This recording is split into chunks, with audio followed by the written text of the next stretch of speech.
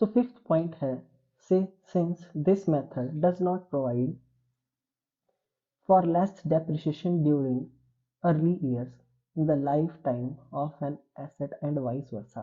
तो जैसा कि मैंने आपको बताया था, यहाँ पे जो प्रिंसिपल था उसको उसका ये मेथड जो है वो कॉन्ट्राडिक्ट करता है कि जो डेप्रिसिएशन होती है वो न्यू एसेट की जो स्टार्टिंग में वो कम होनी चाहिए और बाद वाले ईयर्स में ज़्यादा होनी चाहिए।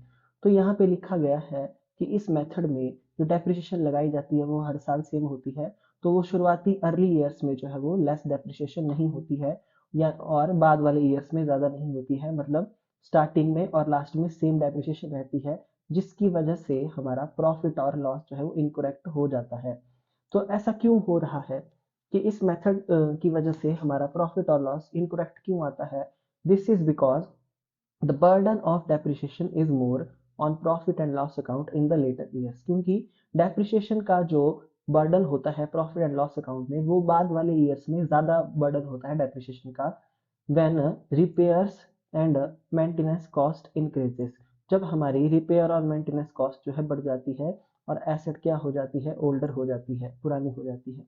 नेक्स्ट है, this method is not suitable for costly asset, जो हमारी कॉस्टली एसेट होती है उसके लिए ये मेथड जो है वो सुटेबल नहीं होता है, such as plant and equipments और where useful life of an asset is unpredictable. देखिए, जब किसी एसेट की जो यूजफुल लाइफ होती है वो अनप्रिडिक्टेबल है, जैसे कि मैं उसको 5 साल के लिए यूज कर सकता हूँ या 6 साल के लिए या 7 साल के लिए, ऐसा क्वेश्चन में अगर नहीं लिखा गया है और ना परसेंटेज दी गई है डेप्रिसिएशन की, तो इस मेथड का हम इस्तेमाल नहीं कर पाएंगे। या फिर जो कॉस्टली एसेट होती है प्लांट एंड मशीनरी इक्विपमेंट्स, तो उस पर अगर डेप्रिसिएशन चार्ज करनी है तो ये वाला मेथड जो है सुटेबल नहीं होता है। नेक्स्ट है, value of asset become zero in the books even if asset is still in usable condition in business। देखिए, सो इस मेथड की वजह से जो एसेट की जो वैल्यू होती है वो बुक्स में क्या बन जाती है, जीरो बन जाती है, चाहे हमारी जो एसेट है वो यूजेबल कंडीशन में क्यों ना हो बिजनेस में। सो आई होप आपको ये समझ में आ गया होगा इसके डिमेरिट्स। नेक्स्ट आगे बढ़ते हैं, suitability of straight line method, कि ये मेथड कहाँ सूट करेगा। This method is suitable where repair and maintenance expenses on assets are low. देखिए, जहाँ पे रिपेयर और मेंटेनेंस एक्सपेंसेस जो है किसी एसेट के कम होंगे, लो होंगे, वहाँ ये मेथड जो है सूट करेगा। It is also suitable when an asset is continuously used from one two another. मतलब, सो इस लाइन का मीनिंग ये है कि जब किसी एसेट को कॉन्टिन्यूसली हम 1 से 2 साल के लिए यूज करेंगे तो ये मेथड उस एसेट के लिए भी जो है वो सूट करेगा। नेक्स्ट है, it is suitable when the estimated useful life of the asset can be measured accurately. अगर हम किसी एसेट की जो यूजफुल लाइफ है उसको इजीली मेजर कर सकते हैं तो ये जो मेथड है करेक्टली, मतलब इसे कह सकते हैं यूजफुल लाइफ, तो हम ये मेथड जो है वो सूट कर जाएगा। नेक्स्ट टॉपिक है calculation of depreciation through straight line method. For calculating depreciation through straight line method, suppose an asset, देखिए यहाँ पे बताया गया है अगर हमने कैलकुलेट करने को डेप्रिसिएशन स्ट्रेट लाइन मेथड के थ्रू, सपोज करिए आपके पास जो एसेट की कॉस्ट है वो 1 लाख रुपए है और उसके ऊपर 10% जो है डेप्रिसिएशन चार्ज करनी है हर साल। तो डेप्रिसिएशन का जो अमाउंट होगा वो आएगा 10,000। ये हमने 1 लाख का 10% निकाला है, 10,000। और however the scrap value and estimated life of the asset are given। अगर देखिए हमारे पास क्वेश्चन में स्क्रैप वैल्यू दी हो एसेट की और उसकी एस्टिमेटेड लाइफ टाइम दिया हो, then the amount of depreciation per year will be calculated by the formula given on next page. तो उसका फार्मूला यहाँ पे दिया गया है, देखिए। तो स्टूडेंट्स, ये जो फार्मूला है ये आप अपनी कॉपी में नोट कर लें और इस एग्जाम्पल को भी नोट कर लें। सो डेप्रिसिएशन को फाइंड आउट करने का फार्मूला है original cost of asset minus scrap value divided by estimated life of asset. और रेट ऑफ डेप्रिसिएशन कैसे कैलकुलेट किया जाएगा, amount of depreciation upon total cost multiply by 100 करके। तो इस तरीके से हम जो है वो रेट ऑफ डेप्रिसिएशन निकाल सकते हैं अगर हमें डेप्रिसिएशन का रेट कैलकुलेट करना हो तो। सो यहाँ पे दिया गया है कि जो लाइफ पीरियड है एसेट का वो 10 ईयर है और उसकी स्क्रैप वैल्यू 2000 है और उसकी जो एनुअल डेप्रिसिएशन है वो 9800 रुपये यहाँ पे दी गई है।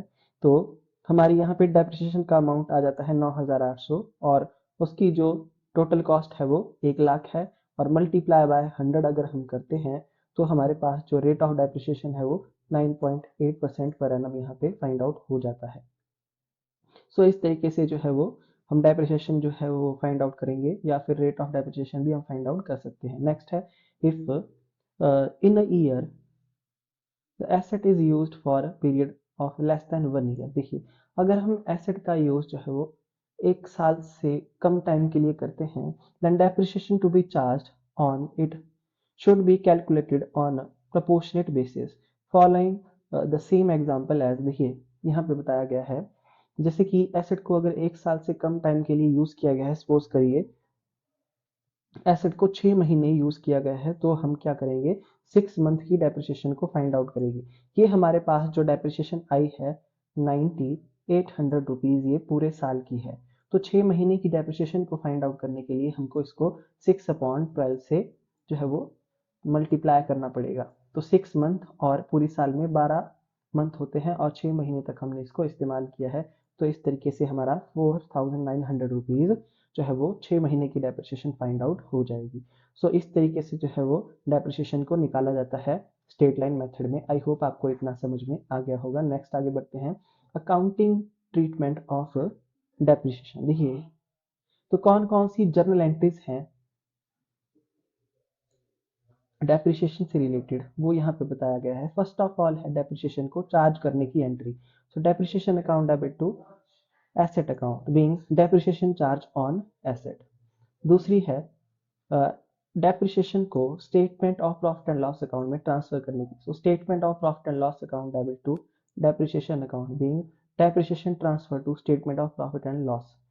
सो ये दो एंट्रीज आप जो है याद कर लीजिए स्टूडेंट्स, ये काम की एंट्रीज हैं और कई बार जो है पेपर में जर्नल एंट्रीज भी पूछी जाती है।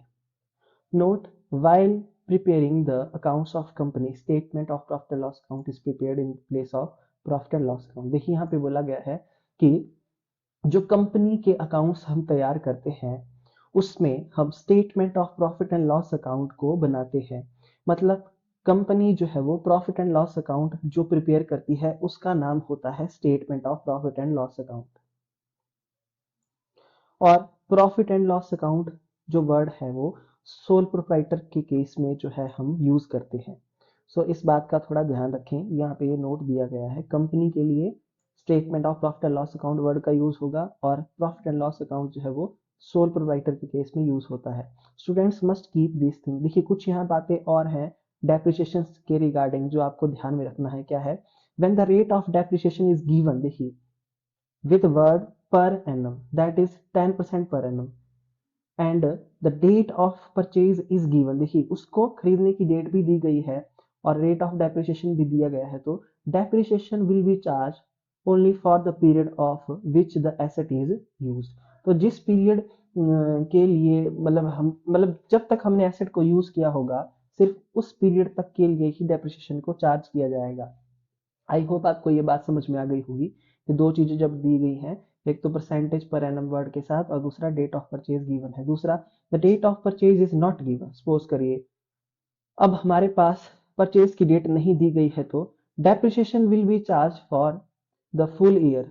मतलब जब हमारे पास ये नहीं लिखा गया है कि इस एसेट को कब परचेज किया गया, किस डेट को परचेज किया गया, तो डेप्रिसिएशन जो है वो पूरी साल के लिए लगाई जाएगी, 1 साल की लगाई जाएगी।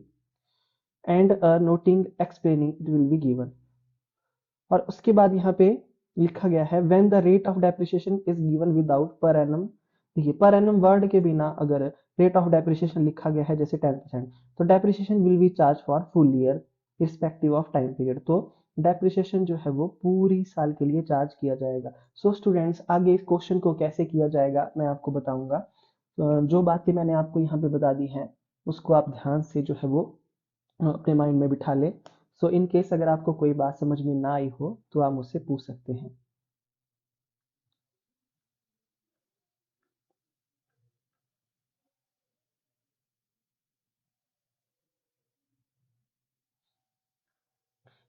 इसके बाद स्टूडेंट्स नेक्स्ट टॉपिक जो है हमारा सेल ऑफ एन एसेट आता है। सो ये वाला टॉपिक मैं आपको नेक्स्ट वीडियो में बताऊंगा।